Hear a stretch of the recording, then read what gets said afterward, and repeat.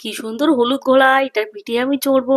দাদা, বাচ্চাদের ছোট খেলনা দেখান তো দেখি, সুন্দর দেখে। আচ্ছা ঠিক আছে দাদা, এক্ষুনি দেখাচ্ছি। ওই পুতুলটা দেখো তো দেখি, ঘোড়াটা আমার খুব পছন্দ হয়েছে। এই পুতুলটা দেখুন, এটার দাম 500 টাকা আর এটার দাম 700 টাকা। দাদা একটু কমের দেখান, আমার কাছে এত টাকা নেই। আচ্ছা ঠিক আছে, এটার দাম 200 টাকা আর এটার দাম 150 টাকা। চড়তে খুব ভালো লাগছে। দাদা এটা আমাকে দিয়ে দিন। ঠিক আছে। এই বাচ্চা ঘোড়ার পিঠে বসেছো কেন? ঘোড়াটা তো ভেঙে যাবে।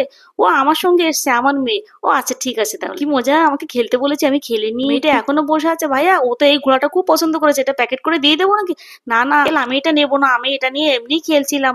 আমার প্রয়োজন হলে আমি আমার বাবাকে বলতাম, বাবা যেটা দিয়েছে এটাই আমি খুব খুশি। আমি জানি তো তুমি আমার সোনামা। ঠিক আছে দাদা, এটা আমাকে প্যাক করে দিন, এক্ষুনি দিচ্ছি। এই ঘোড়াটা অনেক সুন্দর ছিল, আমার পছন্দ হয়েছে। কিন্তু বাবার কাছে তো টাকা নেই, বাবা আরেকজনের কাছে দিয়ে টাকা ধার করে এনে এই পুতুলটি কিনছে আমার জন্মদিনের জন্য। আর আমি যদি বলি তাহলে বাবার খুব কষ্ট হবে টাকা দিতে। আর তাই আমি বলেছি এটা আমি নেব না। কিন্তু ওইটা তো আমার খুব পছন্দ হয়েছিল, খুব খুব। আমার বাবা মাকে আমি কখনো কষ্ট দিতে চাই না।